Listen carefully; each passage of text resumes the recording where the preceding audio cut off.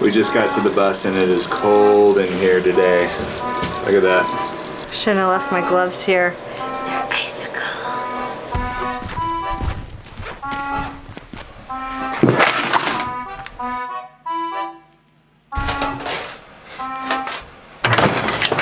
And a half here, and we'll trim this back edge off.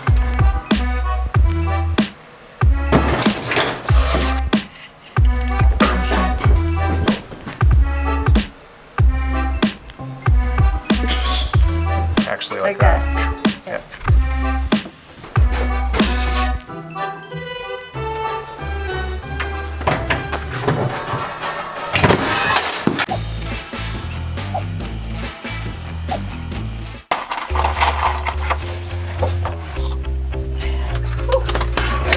Chilly. A little bit.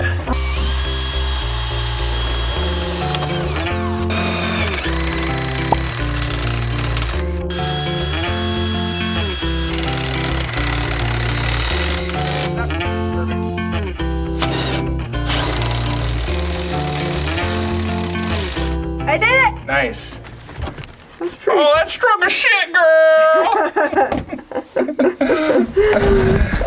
All right, now that we have that one in, we're gonna go ahead and go underneath and bend the other side of it. This should be fun. Look at my eyeball situation. Yeah. This is how I normally see under the bus. I didn't think you could see under the bus. I can't, my goggles are fogged. Exactly. Exactly. Heading into the darkness. Got the flashlight. Let's see if we can't see this little piece up here. Oh, I might be able to sit up and do this. There it is right here. It's coming through the pass-through. Human brake.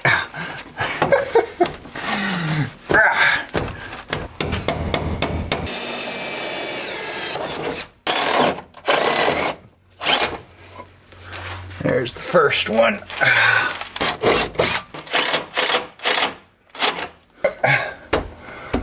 That is secure. It's ready for seam sealer now. So seam sealer will go all the way around this, and then we'll shoot foam up in all that area there.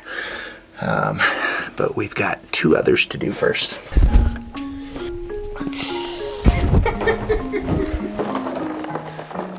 There we go, that'll work. Come on. Yeah. The water tank came in. Let's see how it fits. Woo! There it is! How cool is that? 100 gallons.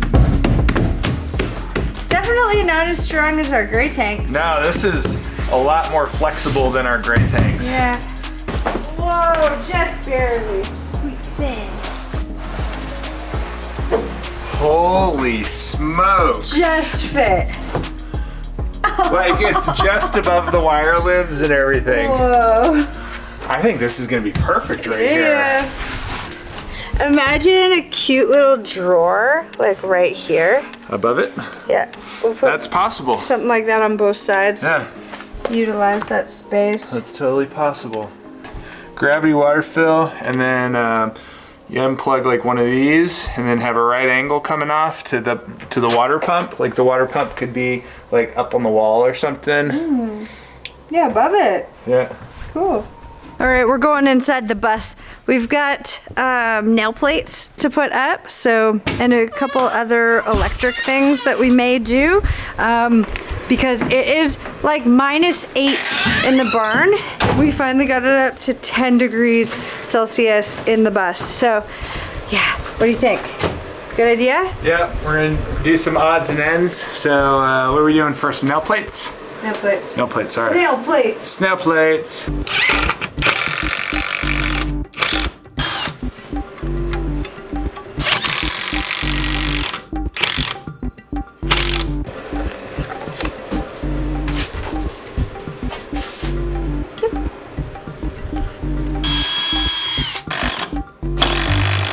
It's one heck of a job.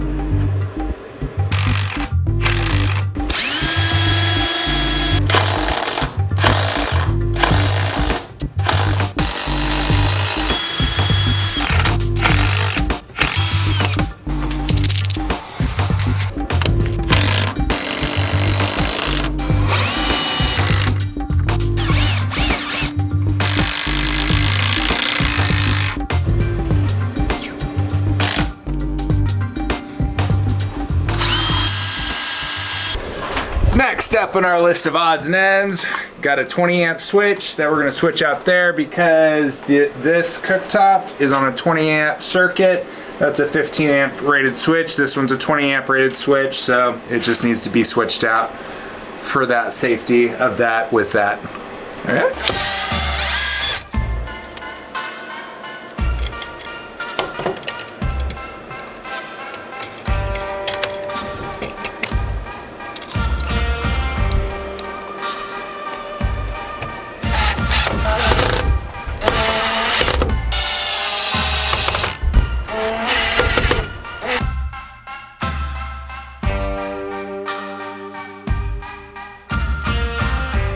See the chimney.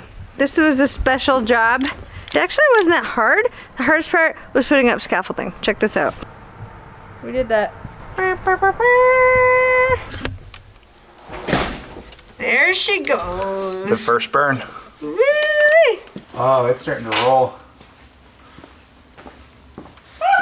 We're gonna be warm. This is great. Oh, that's nice. Look at that.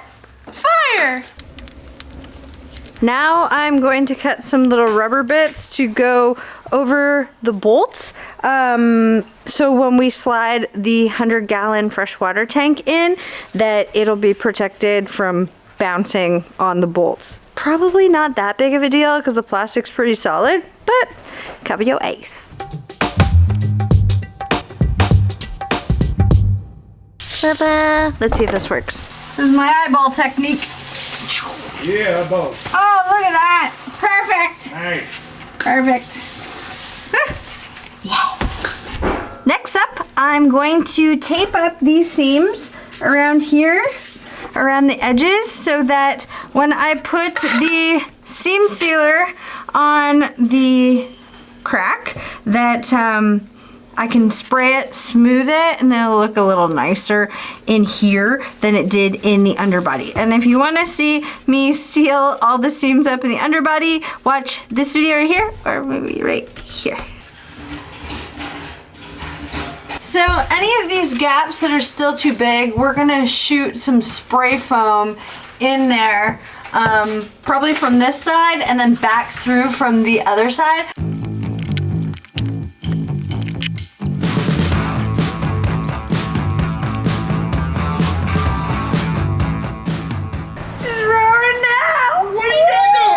Stoking it?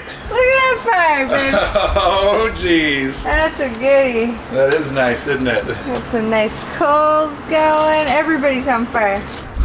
All right, so for the next little project we're gonna work on, Aaron, what are you working on? Seam sealer? Seam sealer. For me, we got something awesome in the mail. And I gotta say that when you have a diesel engine, it's important that you're able to start it when it's cold out. So we went ahead and got some genuine cat parts. Whoa, genuine, genuine, genuine. And these parts here are for the engine block heater. So this thing is, let's see what we got here in the box. We've got some instructions that they sent with it. This one here is the element for the Cat 3126 engine on our Thomas safety liner school bus. And let's pull this out and take a look at it. There's the element right there.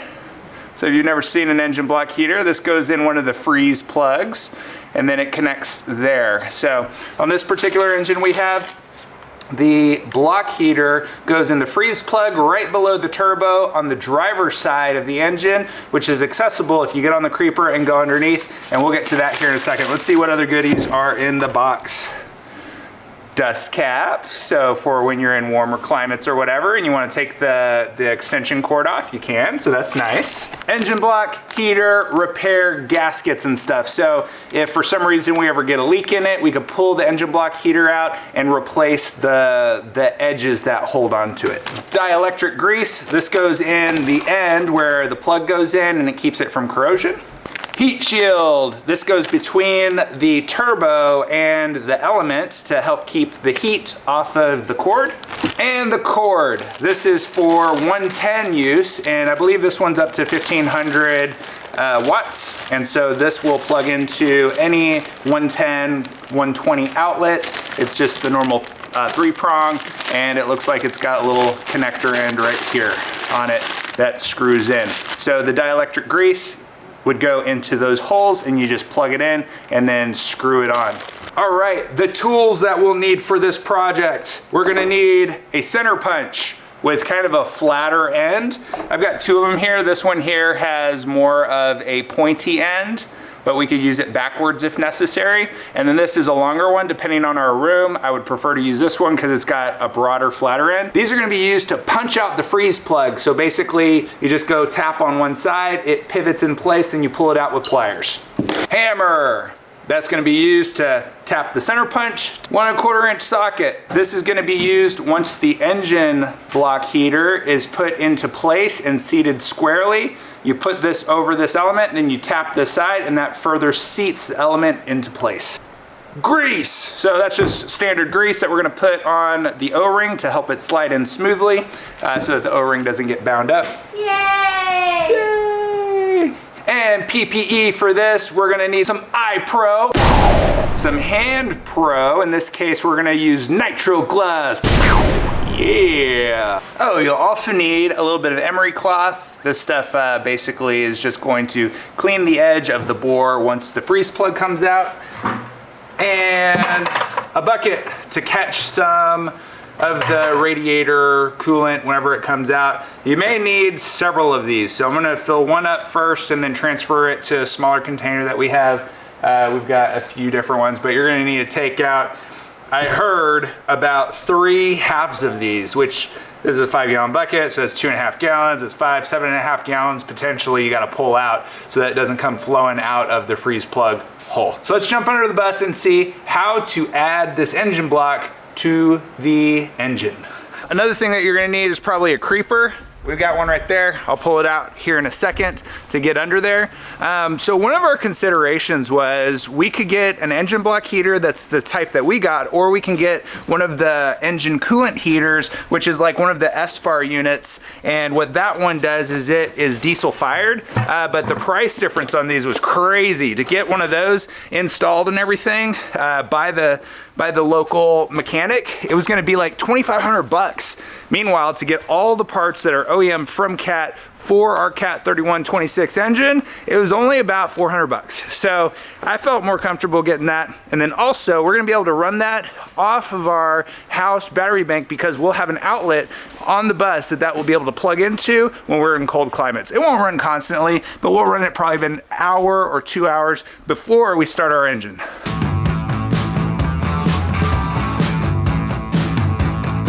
All right, before draining the coolant, we need to take off this cap right here. That way air can flow easily in the system. There we go. And we'll set this in a place where we won't forget it. We'll also probably clean that a little bit. So let's set this right there. We won't be turning on the engine.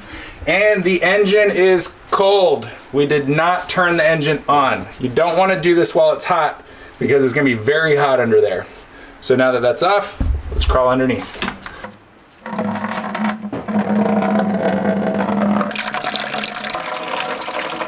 All right, so it's gonna take a little bit to drain as much coolant as we need out of the system. While I do that, I'm just looking at the color of it and then also looking to see if there's much particulate in it because there's a good possibility that we might need to do a radiator flush and a coolant flush from the engine at some point.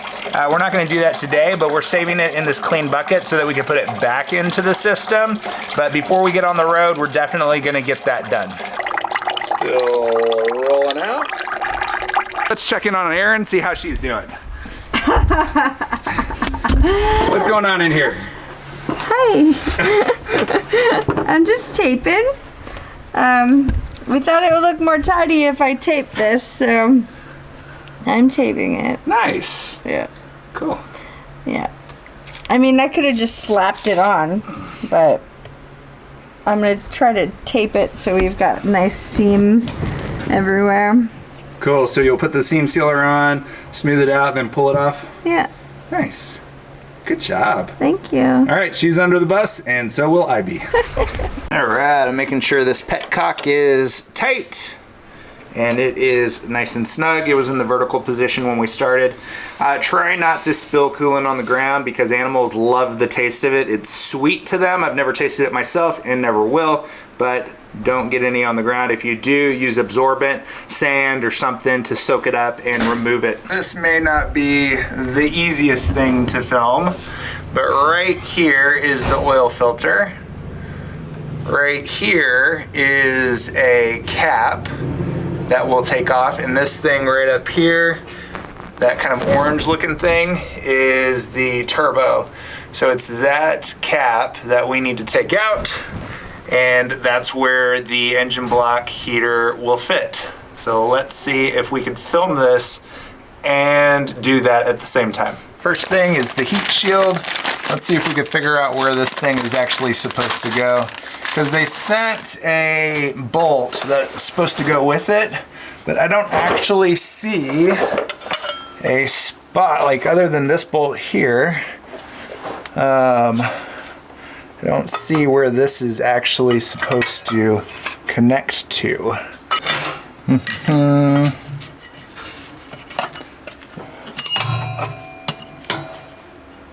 So after scraping around underneath on the top side of this, I can feel a hole where the bolt for it is supposed to go through in there. I've got no idea how the heck I'm supposed to freaking get a bolt in there and tighten it though. Is that it? I got a longer extension and a different socket. It's the 1/2 inch still, but I just couldn't get the other one around the top here.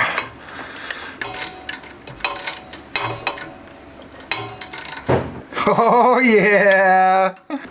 Oh, it finally freaking took. This is just the heat shield. I haven't even started anything else. Now that that's done, the next thing up is to knock this cap out. So we're gonna use the center punch and gotta figure out which center punch is gonna be the best one to use. This one looks like I'll have plenty of room there.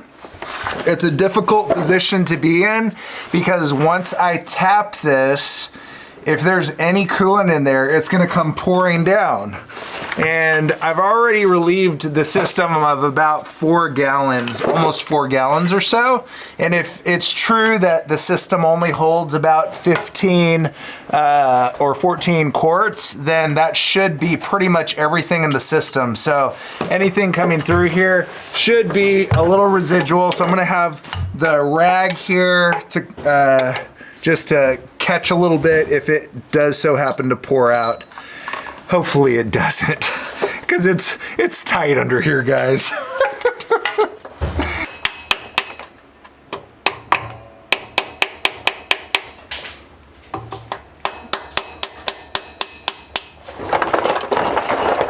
I'm leaking over here. No.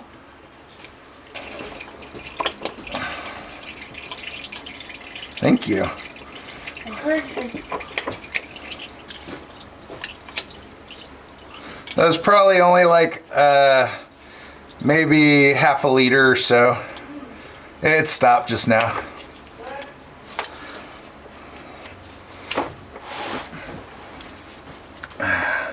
There's that guy. Now that the freeze plug is out, I've got some of the a piece of the emery cloth, which is like a cloth sandpaper essentially. And I'm gonna clean the bore with this to remove any rust, any residue, until it's nice and shiny, so that we have a good seal for when we put the engine block heater in.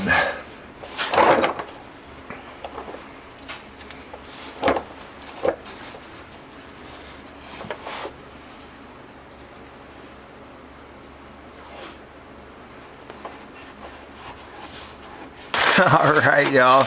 Now it's time for the good part. We've got the element here. We got a little bit of grease. We're gonna put just a little bit of grease on the O-ring. So I'm gonna squeeze a little bit of this out. Don't need a lot. There we go. And let's see if we can put this on the ring down here. And then we'll put a little bit of grease in the bore also. What that does is it just helps the element to slide in easier than if it didn't, and then that will also help prevent the O-ring from accidentally getting caught and bound and getting stuck on the hole. So let's see if we can get a better shot of that. All right, so when installing this now, instead of going vertical, the instructions say that it needs to be slightly off center. So one instruction says slightly off center, another one says 36 degrees. So 45 will be slightly up from that, so to get 36. So we'll get this inside. The idea is that the element does not touch any walls on the inside there. And then once, let's see, where's my vertical? There's my vertical. So now that we have vertical figured out right here, then we'll rotate it this way just a little bit, and that's probably good. It doesn't feel like the element's touching anything. So now, squarely pushing, start putting a little bit of pressure. All right, that feels pretty square. So now you get a 1 1/4 inch socket. It says deep socket, but this one is a semi-deep socket. Idea is that it's not touching the threaded part, and then you go over the threaded part here, and then you tap it in. That feels solid, y'all. Put on the dust cap cover, and this just, all it does is slide over the threaded end, and it'll dangle. So now this dust cup cap will go here if we ever take off the cord. Part of me thinks that we won't. We'll probably always just leave it connected. So there's how that would look. So that's nice and firm. The whole element is just solid. So now we connect this guy up there, and it just has 2 prongs and it just connects.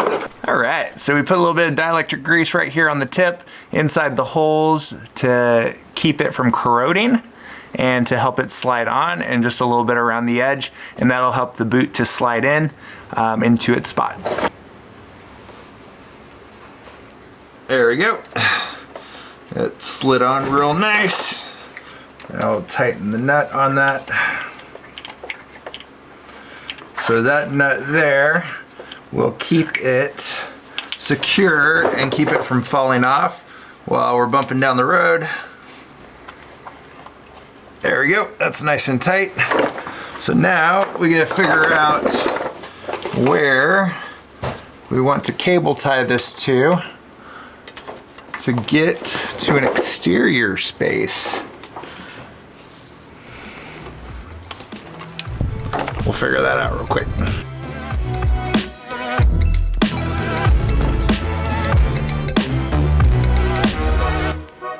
There we go. So there's the plug, and that's where it'll come out. All right, next up, we'll put all of that coolant back into the system. Then we'll start up the bus because we need to bring it up to temperature, make sure all of the air purges out of the system, and then we'll bring the bus down to temperature, back to just normal ambient temperature. Then we'll do some temperature tests with the infrared thermometer.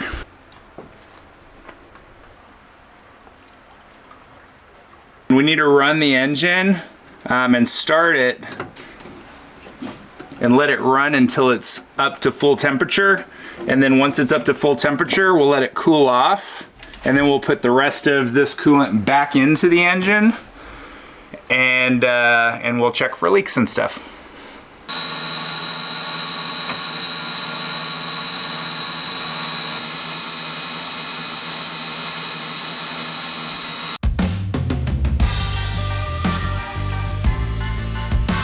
All right, right, y'all, so it did not start. It didn't even attempt to crank. Everything came up on the dashboard. I think that the batteries might be toast. We have no idea how old these batteries are, but let's check the voltage on them and see if they're low on voltage. Okay, friends, so I finally taped as much as I can tape. Our gray water tanks are kind of in the way, so I've got it taped up to them, and then once all the seam sealer is dry around them, then I can move them, tape that spot, and seam seal that part. So this is what it looks like, and I'll show you how I'm going to seam seal. Not the most beautiful tape job, but a tape job nonetheless.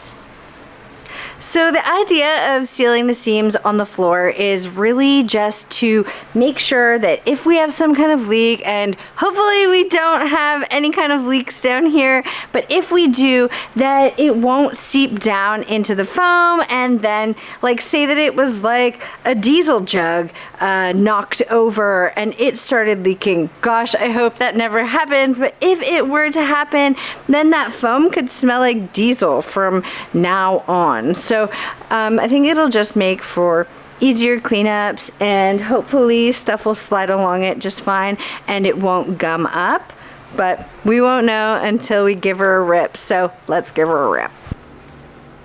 And then in some of the cracks like around the chassis, I'm being a little more willy-nilly with how I put this stuff on. I'm just kind of jamming it into the crack. Not huge cracks, we're gonna foam those cracks, but anything that is not too thick, like these cracks over here, I'm just kind of filling these cracks up with this stuff.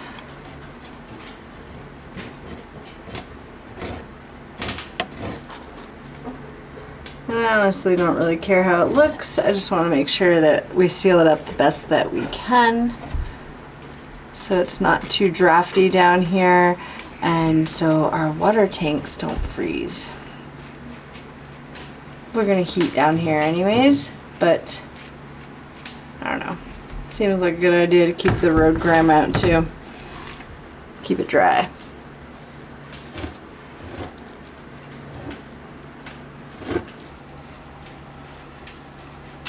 Now I'm gonna peel these off, and I'm kind of just rolling the tape back onto itself because it's so messy.